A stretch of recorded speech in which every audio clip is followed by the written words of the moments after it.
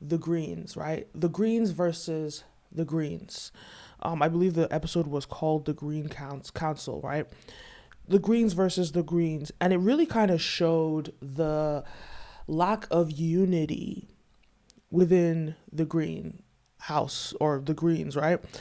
And really it stems from, and I don't think that lack of unity comes from anything other than the fact that the only person that was unifying the realm, and in a microcosm of that, the person that was unifying the Greens was King Viserys.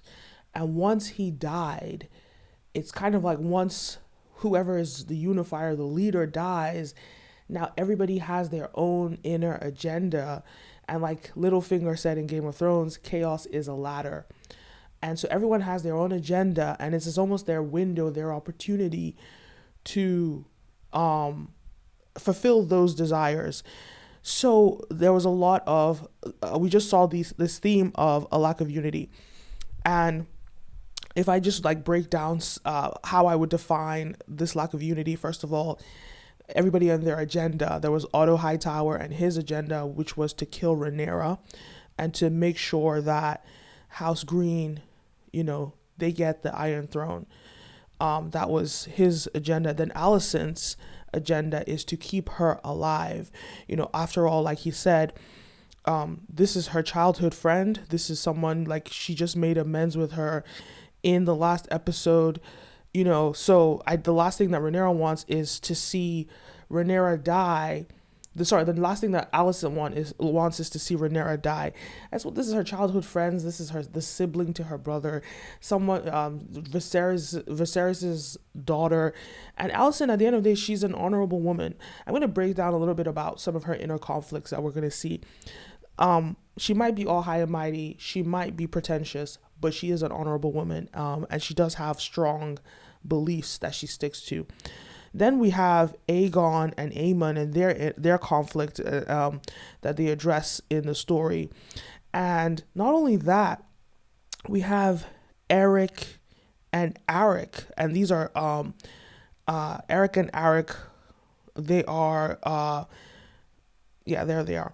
They're, what's his name? Aegon's, I guess they're King's Guards or whoever sworn to Aegon to protect him. I think it's Eric that's sworn to him. And I'm sure Arik as well, whether it's to him or somebody there, they both are, I guess, Gold Cloak members. So that's the division. And then, of course, we have the division of the people that are with Rhaenyra, right? The people that are on Rhaenyra's side. So there's a lot of division in this episode, and we just kind of see how this chaos and this like loss of their leader, loss of Viserys, turns into this battle. Even though most of them, for the most part, House Green, they all want to make sure that they usurp this throne, but it's kind of a question about method versus their end goal. So at the end of the day, they're not unified when it comes to the strategy, the method, but they all want the same goal. All right, so let's jump into it. So first of all, we have the small council meeting. And this is like the first place where we see the division, the fact that the thing about Alicent is I would say that she's an idealist. And Alicent she has these goals. She knows they're selfish. But again, her father, from a young age, she's been convinced that she's wanted her son to be king out of necessity because it's the right thing to do. This is how she justifies it to herself. But ultimately, Alicent is an idealist. She wants these big, grand things, but doesn't want to pay the correct price to get there. And that price is death. Right? She doesn't want to be responsible for someone's death, but that's just an unrealistic way to look at things. But not only that, I'm going to give you other examples. But okay, so let's go into the small council meeting here. This is the first place where we see all the division, right? We have, like I said, Otto Hightower. We have Alicent, her agenda. Otto Hightower had been plotting with the rest of the guys in the in the, why is the name escaping me? Small council. And then we have the Lord Commander of the King's Guard. And that was a very interesting twist, if you ask me, because he's an honorable man, and you would expect him to have chosen Rhaenyra's side because that's what the king wished. That's what the king instructed him.